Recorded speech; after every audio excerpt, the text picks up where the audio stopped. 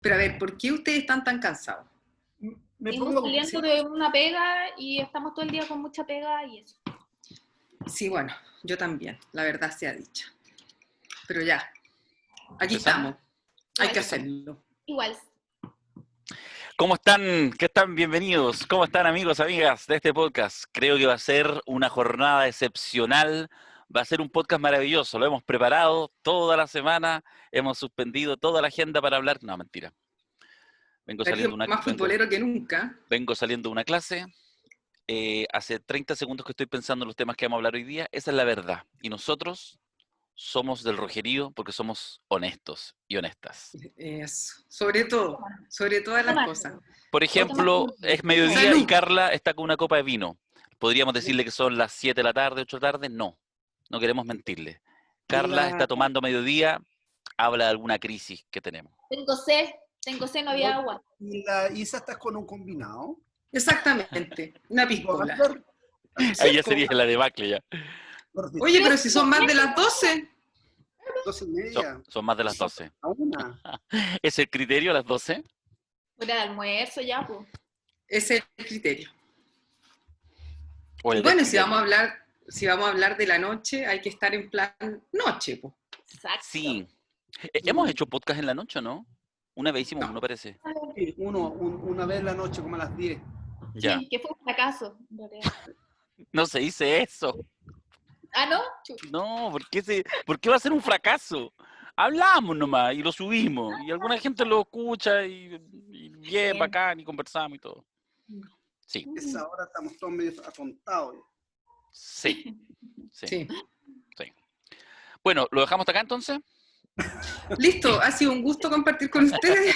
Chao. Yo pensé que iban a venir como punky. Yo la verdad busqué cosas, pero como mi pelo no me permite echarme gel ni nada, entonces no podía hacer nada. Claro. Como nunca me ha gustado echarme nada en el pelo, entonces yo dije, no voy a estar muy a tono para la convocatoria de hoy día, que era hablar sobre el under, sobre la movida y todo ese tema desde los 80, para dar continuidad a ese intercambio que comenzamos la semana pasada, ¿no?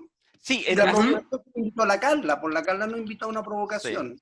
ha sido interesante eso porque han ido surgiendo, para que lo sepan quienes nos escuchan habitualmente, que efectivamente yo creo que nos ha ido pasando que podcast a podcast nos va como surgiendo, como que el tema, no digo que haya habido un orden cronológico, pero hace algunos podcasts atrás estuvimos conversando como desde la UP, pasamos por la dictadura y de alguna manera ahora como que empieza a emerger y a aparecer los 90. Pero ¿sabéis qué? Esto no lo hemos conversado, pero yo sé que vamos a entrar y tenemos un tema, digamos, como para entrarle, para abordarle a partir de la provocación que nos planteó Carla la semana pasada respecto a este documental Mierda Mierda, a un capítulo en específico, que a partir del teatro y del arte vamos a tratar de conversar un poquito de lo que ha sido también la movida, la escena, la fiesta, la noche, esa transición, ese tema complejo, la movida chilena, ¿cierto? De los oscuros años 80 a los supuestamente luminosos años 90, y cuando estábamos en los 90 parece que los luminosos eran los 80. Bueno, en fin, ya de eso vamos a conversar. Sí. Pero falta hoy, justo, estamos a un mes del plebiscito. Entonces yo les quiero preguntar, ¿han hecho algo por este proceso constituyente? ¿Han visto algo? ¿Les interesa? ¿Les provoca? ¿O esto no va a aprender, cabro? Va a aprender. Yo parto porque si dejamos que parte Cristian, quedamos todas después habiendo hecho poco. Po. Es cierto. Entonces, bueno, ahora, la verdad sea Es dicha... cierto. Sí, la verdad sea... Ya, yo no... Mira, claro, me mantengo en mi postura Pato Elwin y estoy en la medida de lo posible, pero ya nos juntamos, el grupete de la esquina que habíamos logrado nuclear a partir del 18 de octubre, este fin de semana conseguimos hacer asamblea y ayer dimos inicio a la campaña, al piquete apruebo convención constituyente que va a estar funcionando todos los miércoles y todos los sábados. Entonces, sí, ya nos pusimos las pilas, decidimos cuál iba a ser el material que íbamos a usar, y más o menos qué rollo queremos tirar. Y en eso surgió, bueno, lo que yo supongo que muchos grupos así estará también surgiendo, que es la cuestión de ponernos la camiseta y hacer campaña cuando la cancha ha sido rayada por otros, pues, que eran precisamente las personas que estábamos impugnando. Entonces, eso está siendo como tenemos que ver manera, y lo vamos a lograr, de poder incorporar ambas cosas. Es decir, que nosotros queríamos una asamblea constituyente con todas las de la ley, y nos está tocando esto, pero aún así ya estamos listos para empezar la campaña. O sea, tú estás en organización, tú estás ahí con un grupo de gente. Claro, Ya. con los vecinos, las vecinas, los vecinos de la esquina, que somos los que salieron a cacerolear así de manera espontánea. Y que se han mantenido logramos con una mínima organización, tipo grupo WhatsApp y eso. todo, sí, sí. Así que ahí estamos dando la lucha chiquitita, humilde, pero es lo que podemos hacer en las condiciones que estamos y la vamos a dar. Ese es mi reporte desde Ñuñoa. Carla.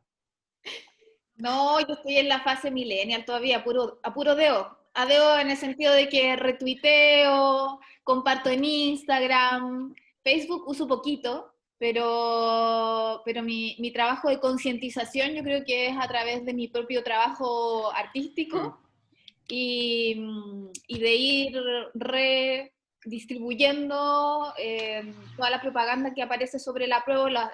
Hay no lo tengo ahora a mano, pero hay una campaña bien buena que hace una chica en YouTube que va explicando como los cambios y las transformaciones específicas que debiéramos hacerle posteriormente a la Constitución, que ese es un tema, porque hablamos de reformar, pero ¿qué se reforma? ¿Cuáles son los cambios sustantivos que debiéramos hacer o debiéramos pensar? Ahora, yo creo que está difícil, no sé cuánto hay de indeciso en esta transformación, en este cambio. Yo creo que la prueba va a arrasar y que el rechazo con las últimas campañas que está haciendo nos hace un favor, porque de verdad he visto algunas y son una vergüenza. Es como una política del terror que no ha cambiado nada desde el sí y el no. Entonces creo que casi que quedándonos así y dejando que ellos intenten hacer la pega, pucha, igual tenemos una ganancia. Entiendo que este viernes inicia la campaña televisiva del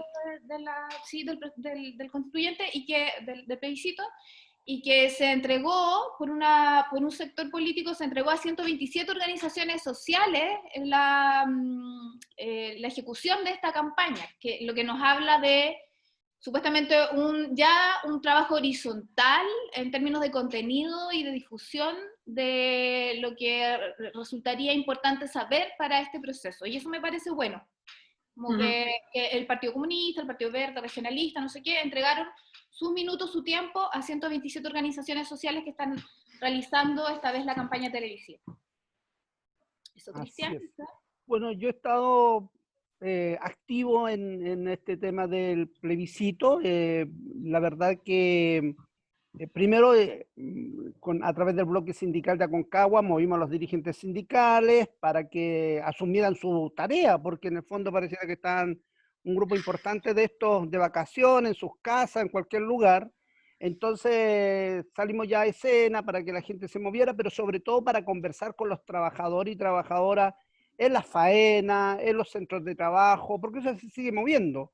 Pero es muy importante que el dirigente sindical, social, asuma esa tarea de poder informar y educar, y también hemos estado en las redes, hemos estado en la Plaza de Armas de los Andes, mañana mismo por lo menos vamos a estar también ahí con Apruebo Chile Digno, y conversando con los vecinos. La verdad es que hay harta recepción, pero sobre todo explicando el proceso, porque una de las cuestiones es que hay cierta confusión, y eso requiere de una cuestión pedagógica, face to face, conversar, ir a las ferias, con los resguardos que requiere esta situación de emergencia sanitaria, pero conversando con las comunidades. Y en eso por lo menos nuestros colectivos hemos estado, y esperamos que esto se refuerce estos días, y sobre todo de darle contenido al proceso. O sea, no basta con ganar el apruebo, no basta con ganar los convencionales, también estamos trabajando por lo menos desde los espacios de Unidad Social y de otros bloques sociales,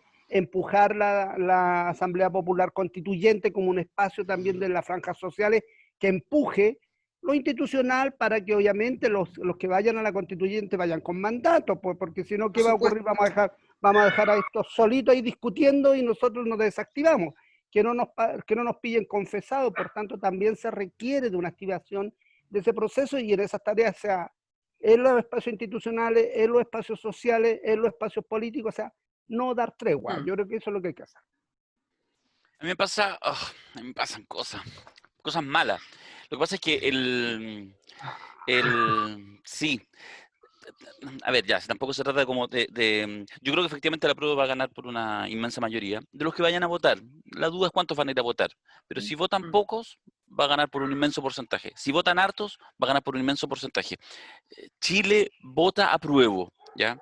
Eso es bien evidente, porque además efectivamente el rechazo no logra, o sea, no logra conectar, está en otro tiempo, está en otra frecuencia, están solamente tratando, yo creo, como de cuidar el rancho, porque están pensando, porque saben, porque el rechazo, para poder decirlo en términos un poco estereotipados, va a seguir teniendo grandes fortunas, grandes empresarios detrás de ellos, importantemente, medios de comunicación, posibilidad incluso de manipular a través de, en fin, bots y todas esas cosas, o sea, las nuevas tecnologías. De hecho, hoy en día una cosa divertida, da lo mismo cuál sea el hashtag que levanta el rechazo en redes sociales, siempre tiene mucho, logra hacer tendencia rápidamente. O sea, es evidente que efectivamente no hay personas de carne y hueso que están ahí tuiteando, sino que lo que tienen es una maquinaria. Tienen todo eso, pero no están conectados con la frecuencia del día y por lo tanto van a ser aplastados desde el punto de vista.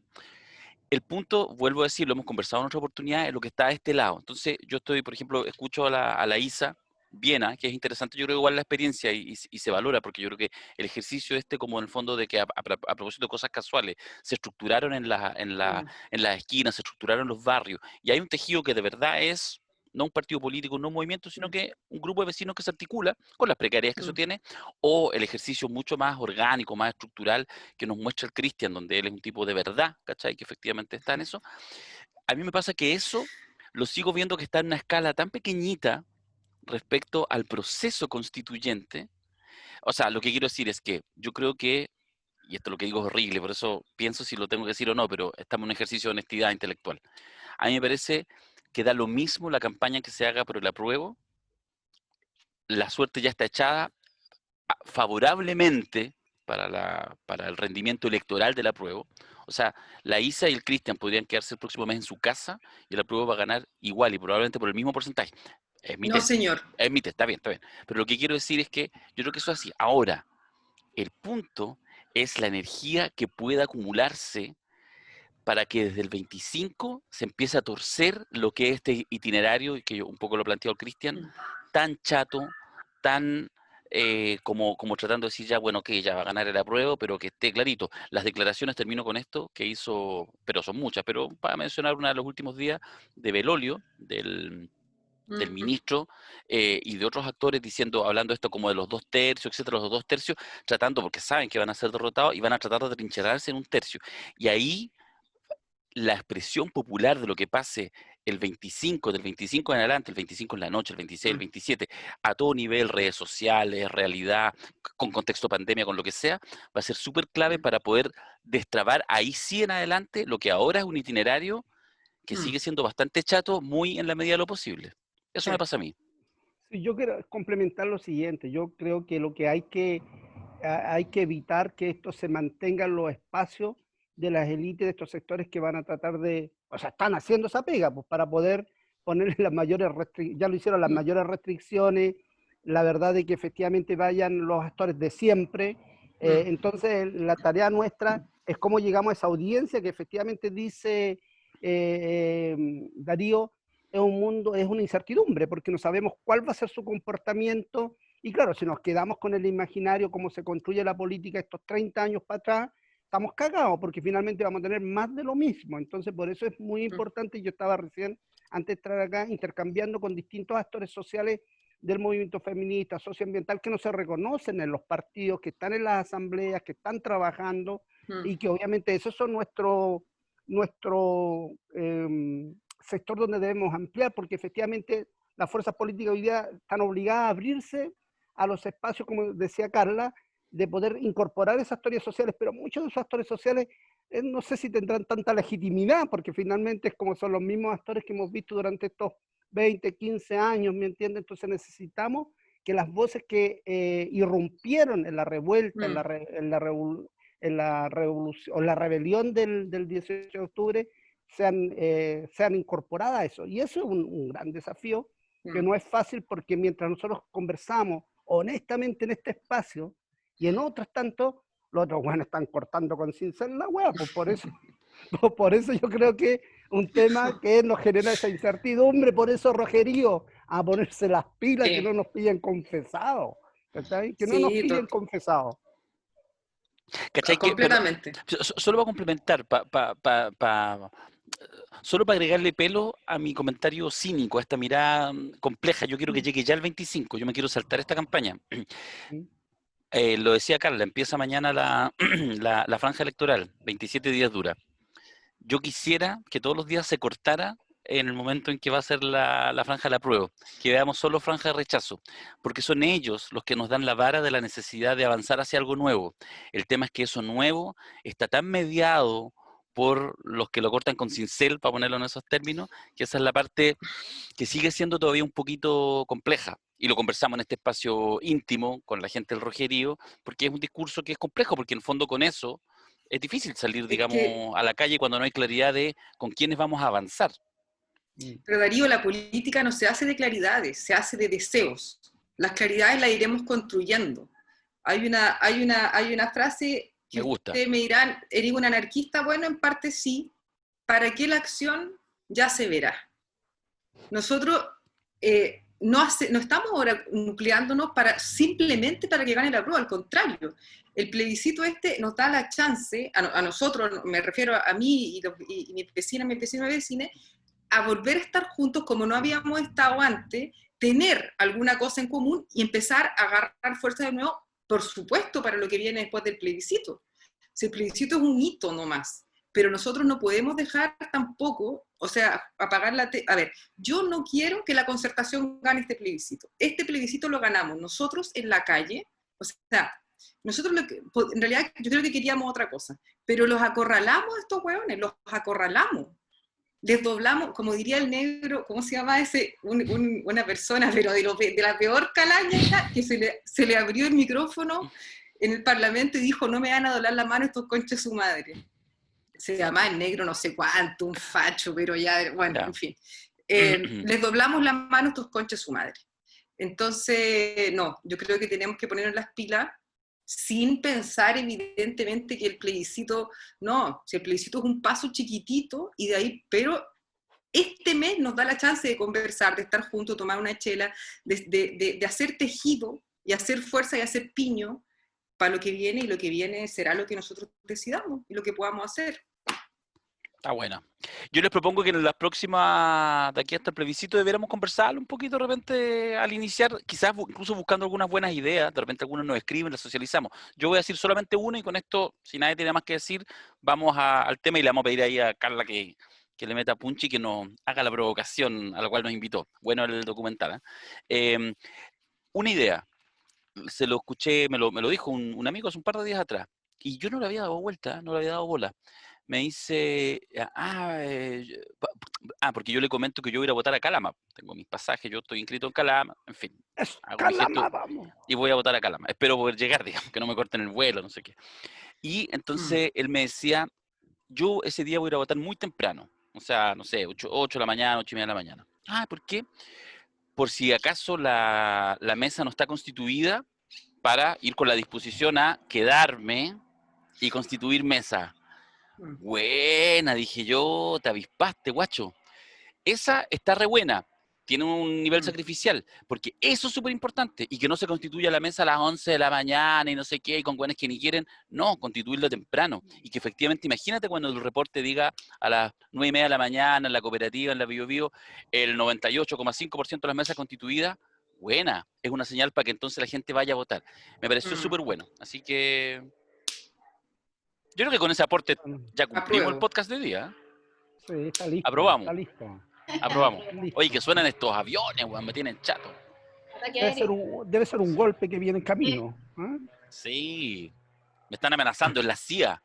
La CIA. Claro, es la moneda chica. Es la moneda chica ahí. Ya, Carla, nos diste tarea. Les di tarea y voy a aprovechar otra vez de darme una vuelta un poquito más larga para entrar al tema. A propósito precisamente del cambio constitucional que tenemos como tarea a puertas.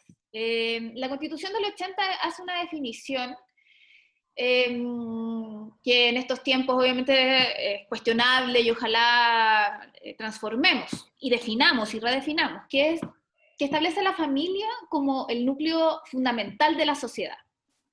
Pero hay dos cosas ahí. Una, ¿de qué familia estamos hablando, compañero? Como decía Allende, primero.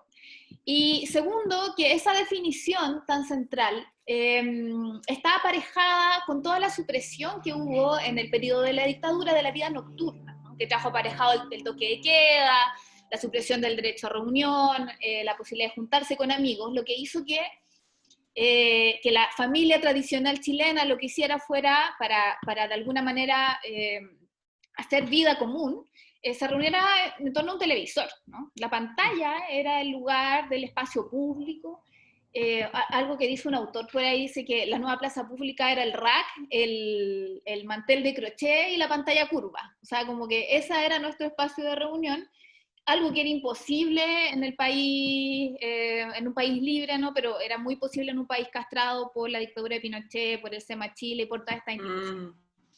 Entonces, ¿cuál era nuestro sustrato cultural en ese tiempo? Eran los eventos masivos solidarios, era, bueno, la Teletón, el Chile ayuda a Chile, algo que tuvimos hace pocos días, tuvimos una remembranza, ¿no? Que con una campaña bastante fracasada de Mario Kreuzberger, el Festival de Viña, que nos entregaba además una identidad chilena como un monstruo, ¿no?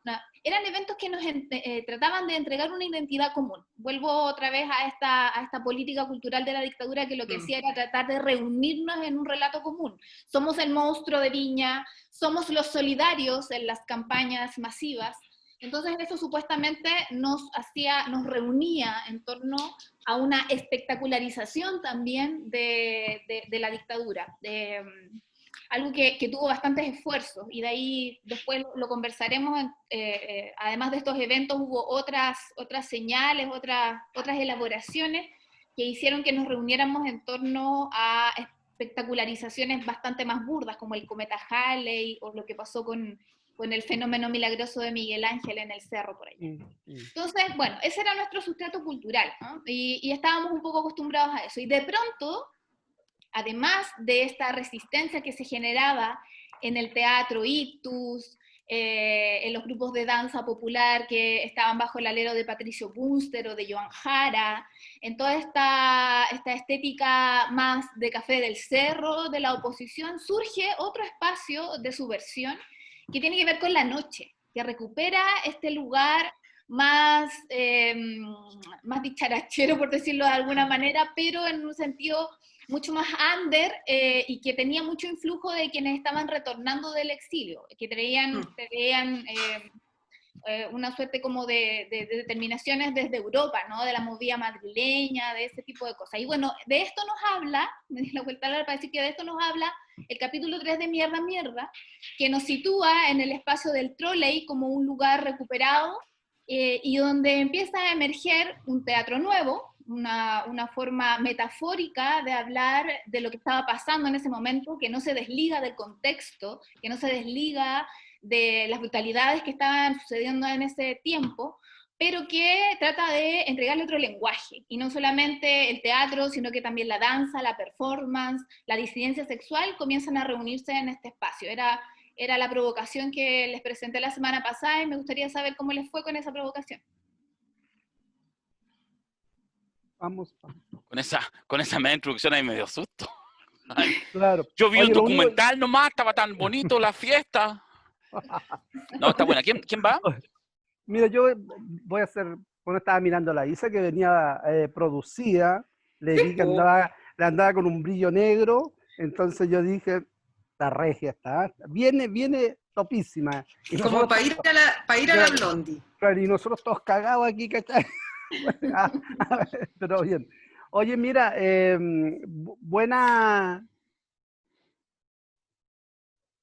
buen circuito nos hizo la Carla para podernos, ¿cierto?, entroncar en esta conversación, Y claro, siempre decimos la memoria es una cosa muy perseverante, que está ahí presente. Yo, bueno, vi el documental Mierda Mierda, el 3, y la verdad saludar también a muchos militantes de este rojerío que nos recomiendan películas, documentales, que claro, tendremos que ver con tiempo en otro minuto. A mí me gustó ese recorrido que hace de recuperación de esa memoria en ese documental, en que pudimos ver a Vicente Ruiz, pudimos ver, ¿cierto?, a a Alfredo Castro, a Trejo, a la Patricia Rivadeneira, a ese under, en ese submundo, en ese clandestinaje, porque era un clandestinaje del deseo también, porque como decíamos, entre los que estaban en la peña, yo no quería nada con la peña, y yo por eso soy medio subversivo, porque yo no quería estar en la peña, pero no sabía cómo llegar a esos espacios en Santiago si yo era del sur, pues, entonces los miraba y era lo que estar, pero no podía, porque no tenía las redes que ya tengo, porque ya estaría en la primera, ahí estaríamos en ese submundo. Arriba de la tarima estaría, y arriba de la tarima. De más, pues entonces yo miraba eso, el documental, y claro, me gustó mucho una frase que decía que no era un espacio de resistencia, era un espacio de subversión, y que obviamente tenía sus costos porque había represión, había detención, había esa de llevar esas voces, ¿cierto? El teatro, la danza, las expresiones distintas, las disidencias, el tema de lo audiovisual, y cómo todos estos artistas, todos estos gestores culturales también, toda esta música también fue mutando también a principio de la transición, porque fueron cambiando también sus espacios de referencia. Y nada, yo la verdad es que leyendo esto, ¿cierto?, que aparte el trolley, que estaba identificado como el espacio de los ex ferroviarios, cómo hicieron el proceso de recuperación, miraban la piscina, esas piscinas plásticas que hoy día uno no se atrevería a tirarse en esas piscinas chiquititas, pero era una hueá topísima, medio ordinaria, lo diría, pero para ellos era la hueá más transgresora que había, pues, hueá, ¿cachai? Entonces, yo decía, a poto pelado en la piscina, A poto pelado. claro, a poto pelado, o esos vestidos, claro, ese deseo de trasvestirse, pero que todavía no te atrevías porque te ponías ese vestido, ¿cierto?, pero seguían masculinizados porque no te atrevías, era como el proceso de transición de la disidencia o de las diversidades que se comenzaban a instalar también en el debate de lo público. Nada, yo creo que fue, para los que pudieron participar, fue, claro, un espacio adelantado y necesario en tiempo de dictadura y previo a la transición eterna de la democracia en Chile, pero que no logró, creo, cristalizar bien en los 90, porque esta movida que como era el espacio de irrumpir, no logró, ¿cierto?, prender en los 90 en Chile, porque Chile se instaló también una transición restringida, porque en el fondo le puso amarra incluso al proceso de propia liberación de las ideas, de la estética, más allá se quedó en un espacio también de la marginalidad, mucho de eso es lo que yo leo, por lo menos, de esos espacios, o algunos se institucionalizaron en ese intertanto. Pero me pareció interesante escuchar el mirar toda la transición de Alfredo Castro, mirar a la Paulina Urrutia, después en esta obra de la sangre, se llamaba como Historia de la Sangre en los años 90, o cómo, ¿cierto?, ponían el cine en el teatro y podían, ¿cierto?, en Utopía, Utopía, creo que Utopía, sí. en la obra.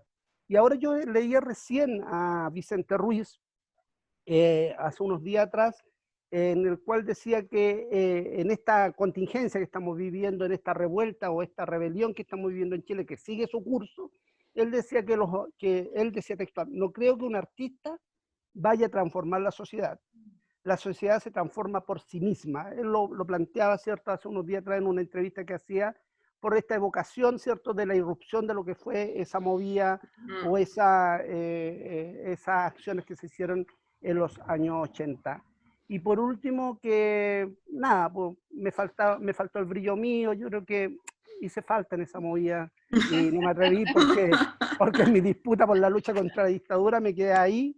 Pero yo, mira, para que veas, pues, Darío y Carla y Isabel, y a los que nos siguen acá en el Rogerío, yo olfateaba donde tenía que estar, pero me faltó ahí alguien que me empujara nomás. Pero no, disfruté mucho el documental y se abre un espacio, una ventana, una luminosidad cuando ves estos documentales, porque te lleva a otros lugares y por tanto no es un debate que lo concluyamos en este intercambio. Y bueno, yo me vuelvo a cuestionar los espacios de incidencia precisamente de este tipo de fenómenos. O sea, tanto el Trolley como el Cava, con Lottie Rosenfeld, con Diamel Altit, con Raúl Zurita, con acciones de arte que para un cierto sector cobran sentido y son súper impactantes, pero donde uno ve hay una gran masa que ni se enteró de que eso sucedió. Claro. Y yo creo que este fenómeno sin atribuir una labor pedagogizante al arte, que yo creo que a eso se refiere Ruiz, porque claro, a veces al arte se le atribuye una labor como de enseñanza o de despertar, que no necesariamente es, solamente el arte más bien inútil, en el sentido de que se ocupa del ocio y de otros aspectos. Pero aún así me pasa que este fenómeno de la no incidencia me preocupa hoy con la izquierda, ¿no? Como que extrapolo también que a veces nos inventamos fantasías de que eso fue súper relevante, y seguramente el Trolley lo fue. Bueno, ahí hubo un tremendo semillero, y tú ya citabas a algunos integrantes de ese espacio que después hicieron muchas otras cosas bastante importantes para la avanzada teatral, cultural de Chile. Pero también, claro, hay otras cosas que se quedan ahí en un circuito, en un lugar sujeto a cosas de clase, a accesos, que marginan mucho al resto de la sociedad, que también tiene que estar influida por esos procesos. ¿Cómo hacemos eso? Es una tarea de hoy, sigue siendo una tarea de hoy. Sí. Darío. Isa. Darío quedó... No, pensé que iba a hablar Isa. Sí, y yo soy en ese sentido muy feminista, entonces creo que las damas primero. Ay, por favor.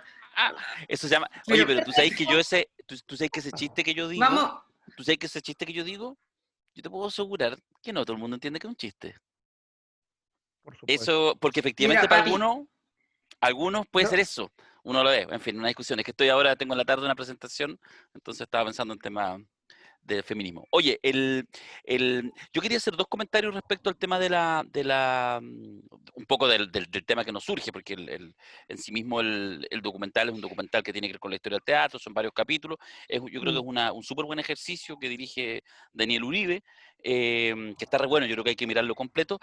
¿Dónde está? ¿En Onda Media se llama? No, está en Teatro 1000 TV. En Teatro 1000 TV, pero es gratuito, ¿cierto? Sí. Sí. Gracias a la Carla. Que está súper bueno eso. Y bueno, y por supuesto, por lo tanto, está en la lógica, digamos, de una serie de documentales de construcción de la historia del teatro, y este capítulo nos evocaba esa época, y básicamente lo que hay ahí, para quienes no lo han visto, es que cuenta un poco la historia del Trolley, que efectivamente fusiona, en el fondo, sala de teatro, pero también la fiesta, y lo pone como un símbolo, y en ese sentido súper útil para la conversación. Y por eso yo quería comentar dos cosas, que a mí me pasa que, o sea, dos reflexiones que me surgen. Una, en un carácter como, por decirlo así, histórico-político, pero siempre pensando en cómo se actualiza, es que es muy bonita la fotografía de cómo la resistencia contra la dictadura en ese tiempo, hoy día habría que preguntarse en qué resistencias estamos, ¿ya? Cómo la resistencia como la dictadura, el brazo político, a veces los propios que están o que estamos en política, vemos solamente una caja chica, cuando la resistencia está muchas veces fuera de la caja de lo político. Y eso yo creo que el Trolley, porque en el fondo justamente, pues todos lo hemos señalado, o sea, el Trolley, como tantos otros espacios que no salen en este documental, que existen, que existieron y toda la cuestión, que fueron súper contraculturales, fueron contestatarios, que generaron reflexión crítica. Eso después, ¿cómo se liga en el proceso político? Mira, es difícil describirlo, pero es bien evidente que sucede. Sucede. ¿Ah? Entonces, eso yo creo que es súper interesante, porque además no es fácil, porque muchas veces quienes se suman, por ejemplo, en ese minuto se sumaban a la movida cultural de resistencia contra la dictadura, también no tenían muchas veces la comprensión de quienes estaban, por decirlo así, en la primera línea de la lucha política callejera contra la dictadura. Eso sucedía. Ahora nosotros lo vemos así. Probablemente Cristian y yo, que tenemos más experiencia militante, así como típica, así como militante izquierda clásica, seguro que en esos años no lo veíamos tan integrado. Yo, por de pronto, sin ninguna duda que no lo veía muy integrado, me costaba, porque en el fondo es como que te saca el patrón, no, pues, pero si la militancia es, no sé, hacer el puerta a puerta, militancia es estar en una marcha, es estar haciendo, qué sé yo, una publicación, compañero, un análisis político, compañero, y de repente viene el trolley, ¡pah! Y te rompe, hace no solamente la crítica cultural a la dictadura, sino lo que viene después, sin siquiera saberlo. Y eso me lleva a la segunda reflexión, que tiene que ver con este concepto tan manido de la función del arte. Si finalmente es el arte y la cultura los que tienen lenguaje, que tienen una capacidad de transformación y revolución que es gigantesco. Entonces, lo que uno debiera pensar, cierro con esto, es que las luchas políticas del futuro, nosotros debiéramos intencionar estar más atentos, que cada vez más vayan en espacios distintos, diversos, artísticos, que sucedan cosas. ¿Ah? Lo decía un amigo mío hace años atrás. Decía, una de las cosas que la caga creo que se refería al Partido Comunista, pero puede valer casi para cualquier partido. Decía, entonces de repente llega a la sede del partido, sí, era el Partido Comunista, llega a la sede del partido el cabro que toca guitarra o que hace poesía. Y llega interesado porque igual cachó y estuvieron un 1 de mayo, como que, y le gustó la Gladys o le gustó no sé quién. Esto vale para cualquier partido. Entonces llega convocado por eso, pero él lo que hace es poesía, o él lo que hace es música, o él lo que hace es performance, o lo que hace es video, y entonces se mete al partido y lo metemos en una reunión de célula, a hacer el análisis político de la realidad.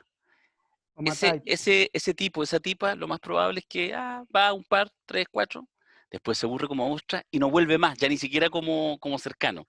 Bueno, entonces la capacidad de la organización política, movimiento, barrial, lo que sea, de utilizar a estos a veces bichos raros, que son los que en realidad muchas veces abren estos como pantallazos para mirar la realidad más allá. Eso me pasó a mí con el documental. Isa, ¿por qué te estás riendo? No, Estoy riendo sola porque están ocurriendo acciones yo vi la acción, de orden doméstico en mi casa, entonces van a empezar a escuchar movimiento de olla, entonces tuve que pedir que por favor se detuviera esa parte, perdón. ¿Te faltó decir ahora, me lo puedes repetirlo? No, bueno. Escuché plenamente tu comentario. Yo creo que yo fui una de esas niñas que tenían intereses y cuando fui a tratar de ir a la Jota me pasaron un mamotreto de este porte y le dije al compañero, no, chao. O sea, yo prefiero hacer otras cosas que leer mamotreto, porque yo respeto a Lenin, pero no le quiero estudiar. Bueno, en fin. Pero en relación Oye, es que yo tenía compañeros que sí, bueno, ese otro programa. Pero yo, en realidad, en la cuestión del documental, me quedé mucho, o sea, más con la idea de esta que, claro, el documental no lo extiende tanto la parte de la fiesta como sí más la parte de la creación artística, de performance, de instalación y de teatro, pero en la parte de la fiesta, y creo que esta frase venía al caso para el programa pasado, pero la voy a decir igual ahora, todas las formas de lucha son válidas. Yo creo que el hueveo, pasarlos bien, que es un momento en que Pati Rivadeneira, Dios la tenga en su santísima gloria, dice, no eran los tiempos de llorar, ser feliz en lo que estábamos, era el tiempo de ser feliz en lo que estábamos, y en qué estábamos era tanto el horror como una posibilidad de creación, como una posibilidad de subversión, y también la necesidad de ser feliz. Y en eso me quería detener un poco, porque el capitalismo obviamente no solo nos ofrece la felicidad, sino que el capitalismo es la lógica de la felicidad obligatoria. No podemos estar tristes, no podemos estar improductivos, no podemos estar cansados, no tenemos espacio para la contemplación. El capitalismo y el neoliberalismo sobre todo es como, yo diría, esta idea de la felicidad obligatoria. Su mandato es ser feliz. Mientras que eventualmente la felicidad también puede ser una felicidad no enajenada, puede ser altamente política. Yo no entiendo el ejercicio de la política si no es al mismo tiempo placentero, y en ese sentido creo que la fiesta, atracar, tomarse unas drogas, conocer otra gente, bailar, es político, sumamente político, en dictadura y en democracia. Entonces creo que eso y me dejó, y a partir de ahí me fui para otro lado, que es, bueno, yo creo que bailando uno también despierta la conciencia, y no solo la conciencia de clase, la de género, y etcétera, etcétera. Pero pensé, dije, chucha, mira, mientras estaba pasando esto, paralelamente habían otros psicópatas que también estaban haciendo fiestas, po. Y me acordé de eso que le llaman la farándula pinochetista. Corbalán. La No lo quería, Maldonado. no, La Pati gracias por Maldonado. nombrarlo ustedes, porque yo no los quería mencionar. Pero hay que decirlo. Pero, sí, pero mientras los cabros de este lado estaban tratando de pasarlo bien y ser felices, existía todo este otro mundillo de carrete también, de hueveo, espantoso. Pero ¿cuál es tu Espantoso. punto ahí? ¿Cuál es tu punto? Mi punto es que así como había una movida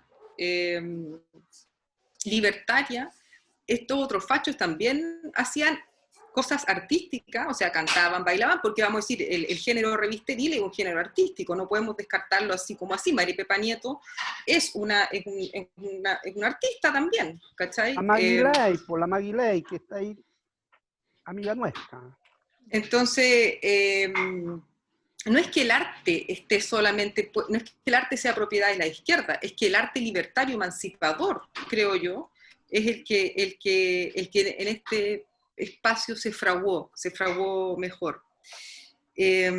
Y esta dicotomía entre política y hueveo, esto que más o menos mencionabas tú, yo también lo viví en mi existencia. Primero, por ejemplo, en las tomas estudiantiles, yo me acuerdo de las discusiones peregrinas, si la toma tenía que ser con o sin ley seca, como si estar curado o estar medio entonado nos impidiera hacer política. O después, las feministas también, determinar si las cervezas iban a abrir antes o después de la conversa. Y esa cuestión a mí me parece, ¿por qué me parece que tenemos una tendencia a hacer una distinción un poco brusca entre huevear, pasarlo bien, hacer política y ser capaz de hacer una reflexión, de hacer acciones y reflexión política placentera, desde el hedonismo también? ¿Sabéis qué? Como que placentera en tanto consecuente también. Yo creo que igual hay espacios en donde no hay un trasfondo de nada, o sea, como que también hay un vacío, incluso en estos tiempos medio nihilista, o sea, como que no hablo ni siquiera de discurso político, sino que de un sentido más allá del instante, o de... Por eso que es interesante lo que mencionabais de esta contracara del trolley versus lo que pasaba con la movida cultural de la dictadura, el culo de la Mari Pepa Nieto de la tele de todos, que también fue un espanto para la Lucía, para el SEMA, también pusieron el grito en el cielo. También es un acto, ¿no?, rupturista de alguna manera. Pero está en su registro, po. Claro, pero está en su registro. Entonces, estos lo otros entienden. actos, De hecho, perdona, lo entienden porque en el fondo es que así son los hombres. Lo entienden desde una lógica ultraconservadora que en el fondo te escandaliza, pero igual entiende que obviamente el hombre necesita su instinto y por lo tanto, en el fondo, obvio que te va a cagar algunas veces, no sé qué. Entonces lo que hacemos, nos escandalizamos para que sea menos. Y para eso está el curita que hace la síntesis. Que no es lo mismo, efectivamente, ¿cierto, Carla? Como en el fondo la otra fiesta que no la entiendes. Que es lo que decían, de hecho, en el mismo documental. Una de las cuestiones que incluso Alfredo Castro planteaba, ¿cierto?, que él se negaba a seguir la corriente, o sea, que eso es lo que convocaba, o sea, no seguir la corriente en términos de lo realista, sino que ir más allá y poder hacer una irrupción ahí, una ruptura. Y claro, con incluso lo habla a partir de lo que es esta obra Historia de la Sangre, en que toman los relatos, los textos, la fotografía de la Paz de Errázuriz, y que lo trasladan, ¿cierto?, y lo hacen obra, y también ellos hacen todo un proceso investigativo y experimental, porque finalmente cómo tú haces una obra con esa locura, con ese mundo que está en lo subterráneo, en lo no visible, y ellos lo trasladan exitosamente en una obra, ¿cierto?, en que humanizan y que llevan a la luz, ¿cierto?, toda esta, este mundo que, que lo tenemos en el olvido. Eso a mí me gusta, esa irrupción, pero también vinculo y se me viene a esta memoria que por lo menos a mí siempre y a todos nos convoca, pero me traslada también toda esta conversación al Andrés Pérez y al Gran Circoteatro, porque el Andrés Pérez también, ¿cierto?, a fines de los 80, con La Negra Esther, irrumpe en la escena y mueve toda la escena teatral, pero que va en ese mismo curso, quizás en la misma línea de acción que empezó el Under, ¿cierto?, pero que lo traslada en esta escena del teatro y donde los marginados, o sea, los marginados de los marginados suben a la escena en términos teatrales, ¿cierto?, con La Negra Esther, con la Rosa Ramírez, y que obviamente le da continuidad a una escena distinta, pero que obviamente tiene que ver con esta ruptura y que logra, ¿cierto?, construir un teatro distinto. Y por eso viene mucho, alguien de nosotros decía acá, que claro, ese espacio que también era como elitizado lo que era el under, porque no era para el campo del mundo popular, y por eso lo que se hace después en esta transición eterna que hemos vivido, es como también los gestores culturales desde las comunidades, desde los territorios, también desarrollan nuevas prácticas.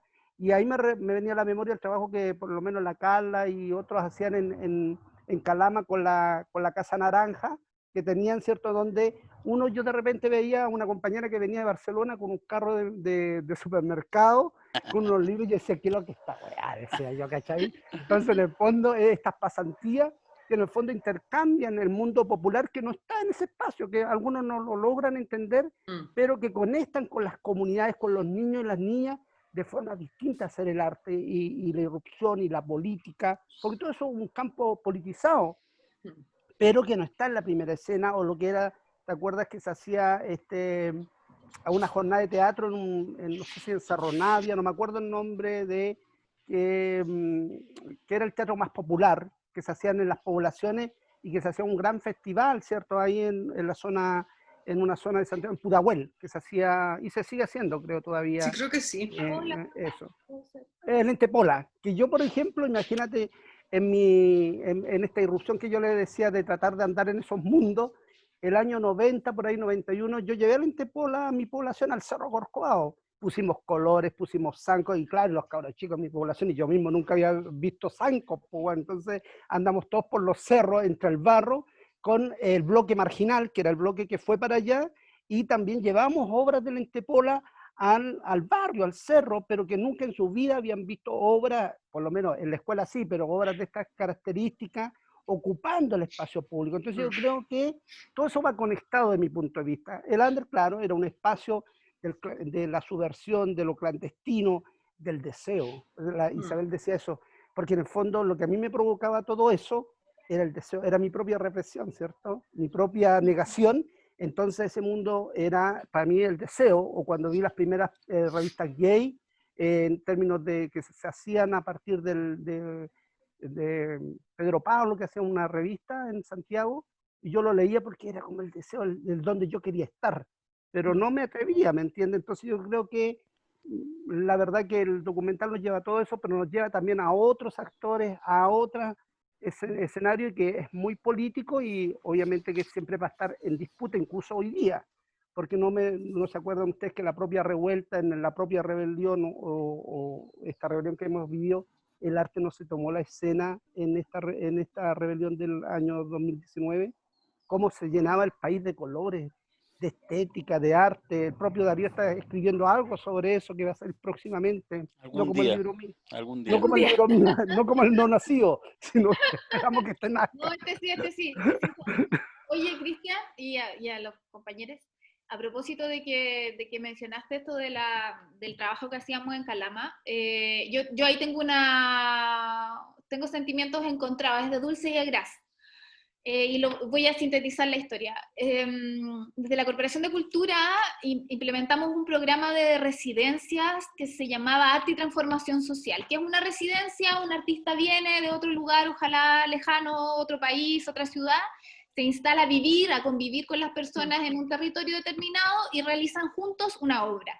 Y eso podía ser en arte escénica, visuales, mosaico, música. Bueno, tuvimos, no sé, más de 60, 70 experiencias de talleres, de residencias en ese formato preciosas, en muchas poblaciones y barrios de Calama, y en Tocopilla también después en otros programas, qué sé yo, y en Antofagasta.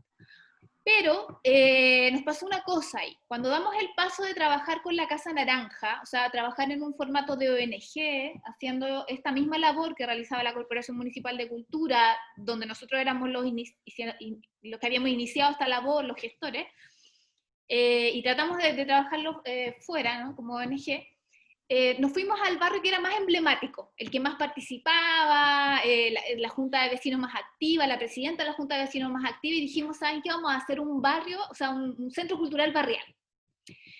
Y entonces, bueno, nos participamos en un concurso, nos ganamos una casa prefabricada, una casa grande prefabricada, y la instalamos, pedimos permiso, la instalamos en un sitio eriazo al centro de la población, con un trabajo tremendo, porque hubo que tener una arquitecta que todo voluntario, o sea, ella fue voluntariamente, armó la casa, teníamos a los pelados, los milicos del regimiento en camiones, iban y martillando, haciendo la instalación eléctrica, hacíamos ollas comunes, le dábamos comida, no sé, decenas de personas, todos trabajando para instalar esta casa, y ya nos demoramos no sé ya cuántos meses en instalar la casa, en conseguirnos plata para hacer el radier, con una minera, me acuerdo que ahí negociamos para poner la cuestión, ya.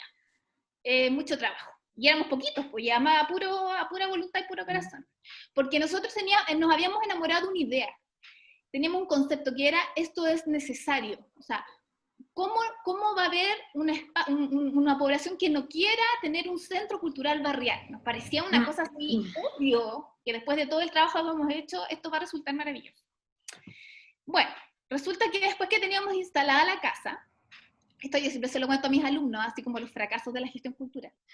Después que teníamos instalada la casa, resulta que un grupo de vecinos pone una moción en el Consejo Municipal diciendo que ellos querían ese espacio donde estaba instalada la casa como estacionamiento. ¿Por qué? Porque nosotros habíamos hecho un radier en un sitio que era pura tierra, un radier grande, gigante, un piso de cemento, y los vecinos tenían autos y camiones y cosas así, que trabajaban en la feria, por ejemplo, y necesitaban estacionar sus vehículos en un lugar cómodo, en donde los vehículos no se dañaran. Y vieron este radier gigante cuando estábamos instalando la casa y dijeron, date, así como es nuestra oportunidad.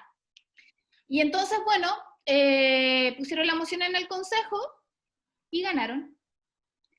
Y nosotros tuvimos que agarrar nuestra casita, con toda su programación, teníamos intercambios con Barcelona, como decía Cristian, residentes de Uruguay.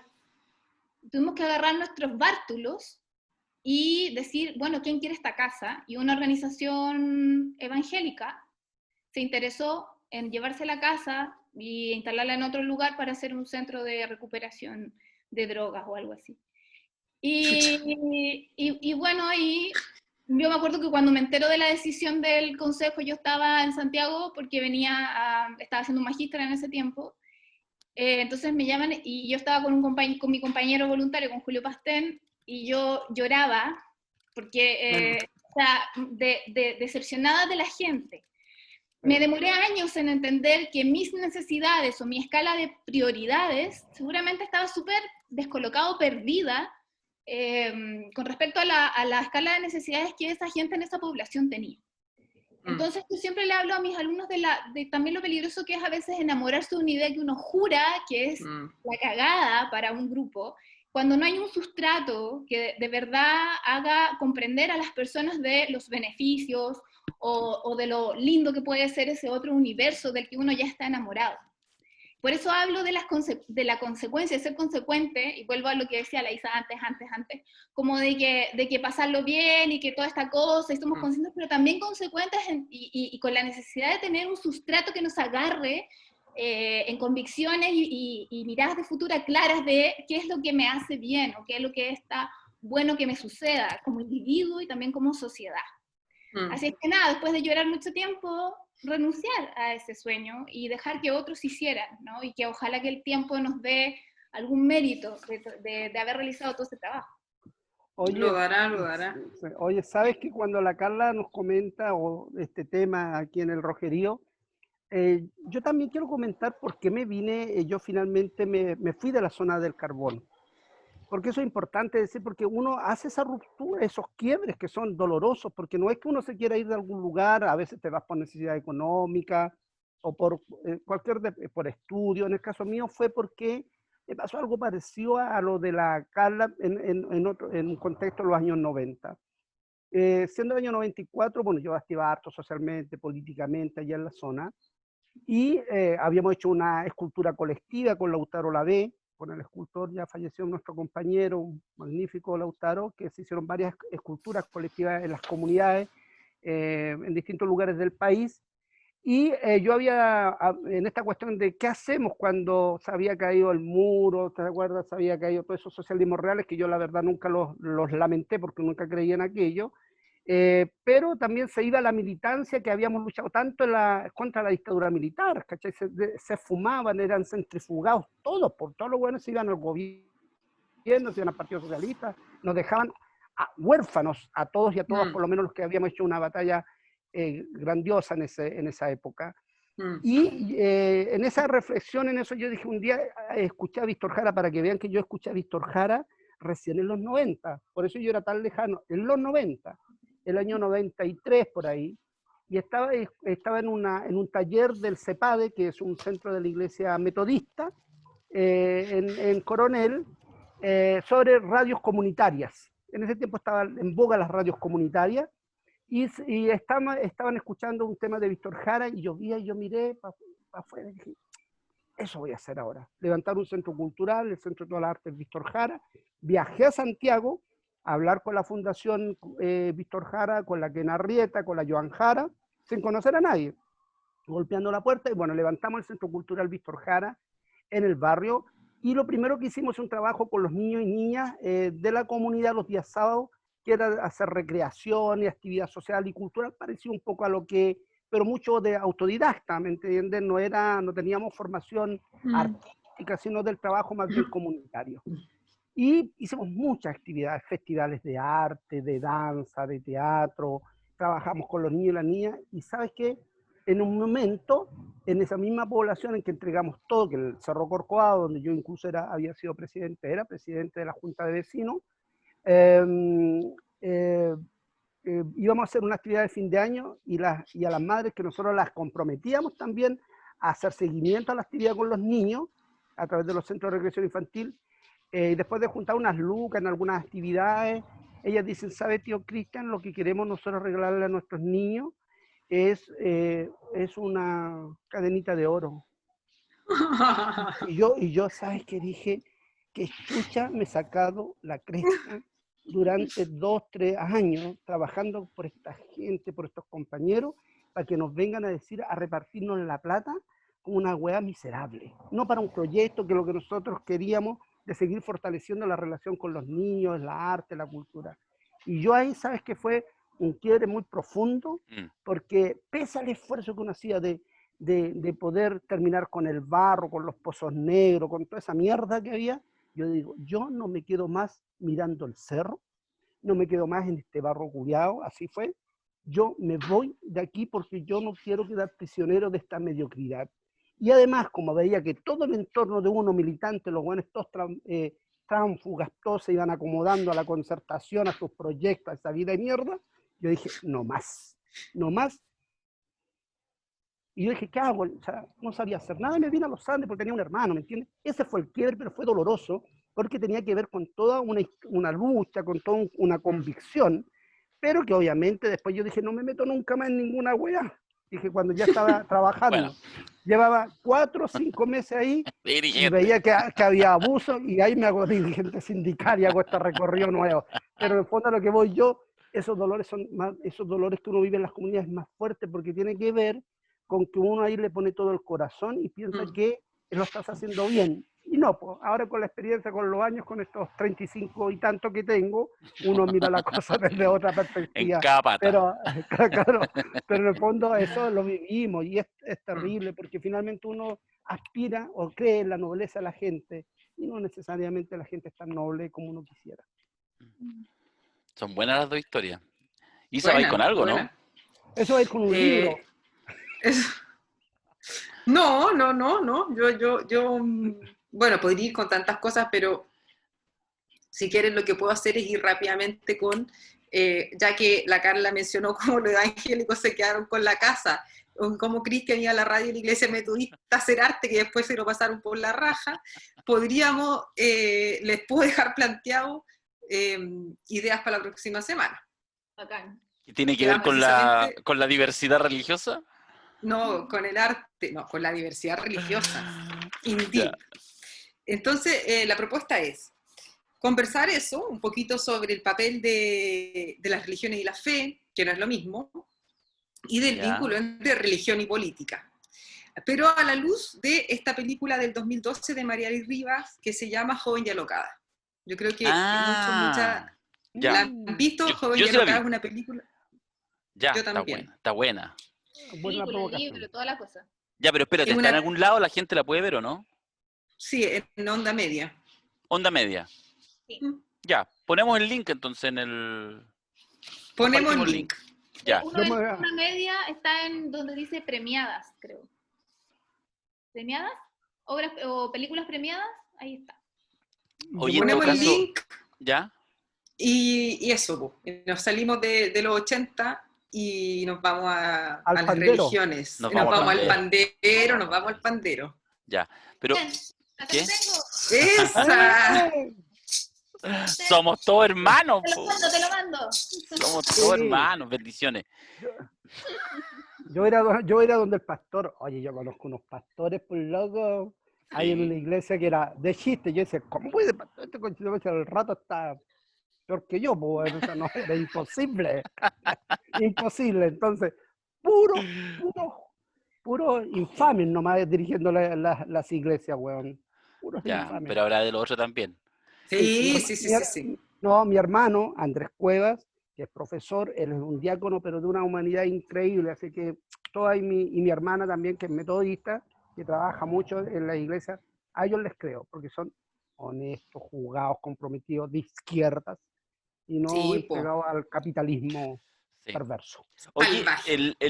no puedo dejar de decir solamente como una provocación para más adelante, en algún minuto quizás retomarlo, seguramente nos va a ir cruzando, porque las dos historias que contaron tanto Carla como Cristian ahora, que efectivamente escapan, por decirlo así, como del tema, pero que son como los relatos de la derrota.